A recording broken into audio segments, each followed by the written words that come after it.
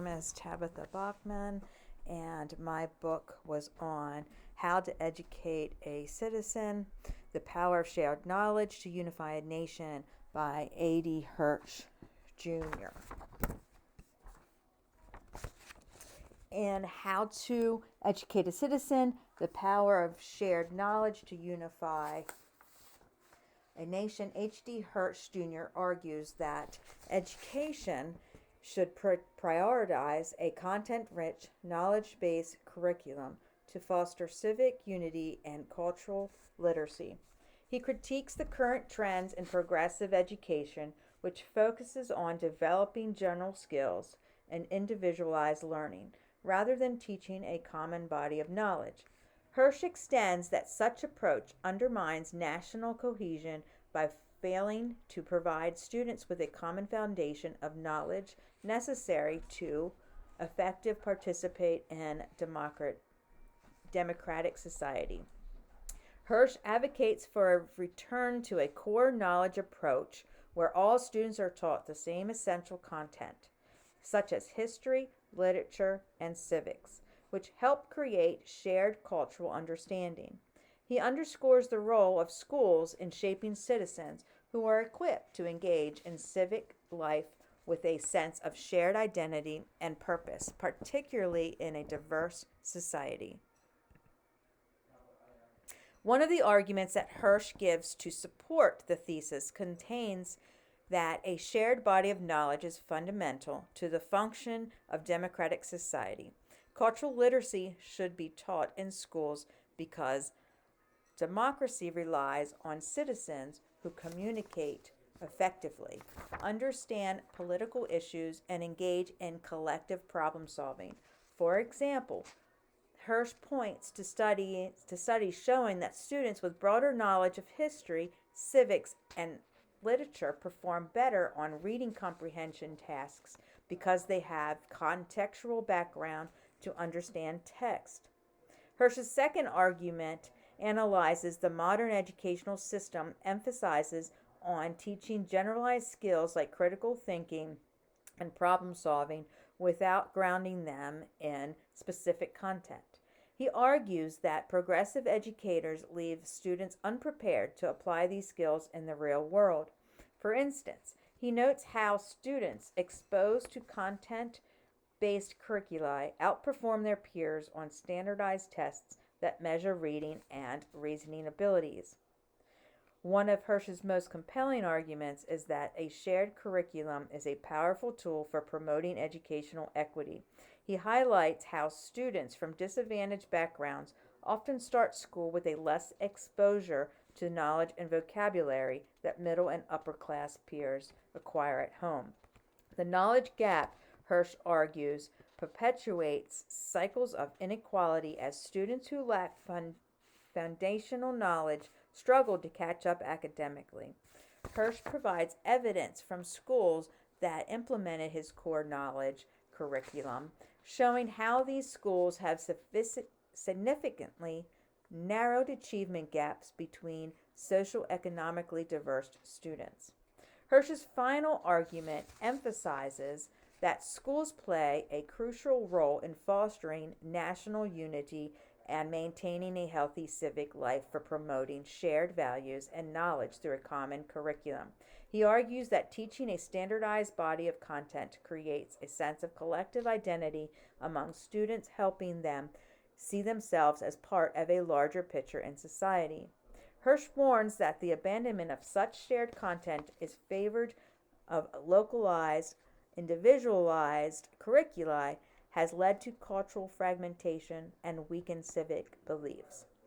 He's drawing data from countries like Finland and Singapore.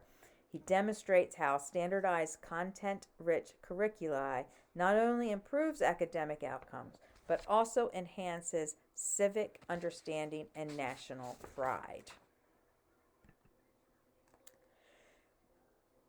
D Hirsch's vision for education emphasizes the entwining of planned, physical, and hidden curriculum to create a cohesion content-rich learning environment that fosters civic unity and cultural literacy.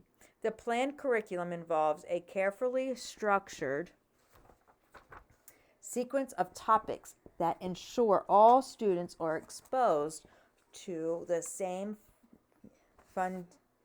foundational knowledge at the same grade level across educational borders. For instance, Hirsch's core knowledge sequence might include teaching third grade students about ancient Rome and its contributions to Western civilization, while fifth grade students study U.S. Constitution and the democratic principles. This deliberate progression guarantees that students develop a shared understanding of essential concepts, fostering equity and cultural cohesion. Along with the planned curriculum, you will have the physical curriculum, which includes the materials used in the classrooms to reinforce the shared content. Hirsch emphasizes the importance of high quality content, rich textbooks, and resources that directly align with the core knowledge sequence. For example, students might use history textbook that provide detailed amounts of key events. Equally important is the hidden curriculum, which encompasses the intentional lessons taught through classroom routine and practices. In Hirsch's vision, these routines would instill civic values and a sense of collective identity among students. For example, daily activities like reciting the Pledge of Allegiance or discussing the significance of national holidays will help reinforce the importance of shared tradition and respect for a unified society.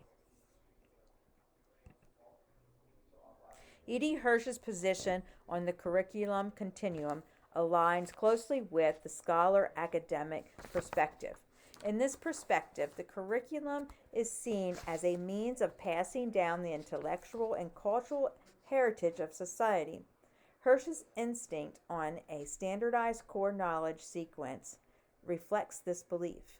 He agrees that all students should learn foundational subjects like history, literature, and civics in a structured, progressive tier. Hirsch also emphasizes on shared cultural knowledge, which have elements of social efficiency. By focusing on equipping students with the knowledge needed for functional civics interaction, he directly prepares them to participate productively in society. Hirsch's rejection of learner-centered and social reconstruction style approaches shows in his arguments. These perspectives on educating the students, which prioritizes personal growth and individual interests or social change, risk neglecting the unifying power of shared knowledge. Instead, Hirsch advocates for a curriculum that persuades and transmits a cohesive cultural foundation to sustain a democratic and informed citizen. My author, E.D. Hirsch, would choose scripted curriculum as the contemporary curriculum developed. Hirsch emphasizes on a structured, standardized, and content-rich education aligned strongly with the principles of a scripted curriculum. This approach involves highly detailed lesson plans, specific instructional materials, and a clear sequence of topics, which ensures consistency and fidelity in what is taught across classrooms. Hirsch advocates for a core knowledge curriculum which outlines precisely what students should learn at each grade level to achieve cultural literacy and foster national cohesion. While scripted curriculum would be his primary choice, Hirsch emphasizes on ensuring students understanding key content also aligns with the understanding by design model. UBD focuses on backward design, where educators start by identifying desired learning outcomes and then design lessons to achieve these outcomes. Hirsch's insistence on cultural literacy as a goal could fit within the UBD framework. However, Hirsch might find UBD's flexibility in content or individual teachers' preferences less aligned with his insistence on uniformity and curriculum. D Hirsch would not favor project based learning or personalized learning because he believes they undermine the primary goal of his educational theory, which is ensuring all students acquire a shared body of essential knowledge to foster cultural literacy, civic unity, and equality. PBL tends to emphasize student driven learning through projects related to their interest or current topics. Hirsch argues that this approach can result in uneven exposure to critical content as students may miss essential knowledge by focusing on skills over content risks leaving students without foundational knowledge they need for effective participation in civic life. Hirsch's argument that a shared content rich curriculum is essential for fostering cultural literacy and unity aligns with what I believe. His emphasis on equipping students with a common foundation of knowledge to enable civic participation highlights the critical role education plays in addressing social division. I agree with Hirsch that without a baseline of shared understanding, students are less prepared to engage in informed discussions or collaborative problem solving, which are essential for sustaining a good democracy. Hirsch calls to address educational disparities through a standardized curriculum makes me think about my belief in promoting social and educational equality. I agree with him in identifying that students from disadvantaged backgrounds often begin school with less exposure to cultural knowledge. By advocating for a curriculum that provides all students with access to the same foundational content. While I agree with Hirsch's desired outcome, I do not believe that these goals can only be achieved through a rigid scholar academic curriculum. Hirsch's model prioritizes a standard, unifying teaching of knowledge. While effective in some respects, you will be presented with the problem of encouraging the creativity, the adaptability, and the diverse perspectives that are equally important in a democratic society. I believe that the same objectives can be achieved through curricula rooted in social efficiency and social reconstruction theories. In the social efficiency and social reconstruction curricula offer dynamic approaches to achieving Hirsch's goal of equality and civic preparedness.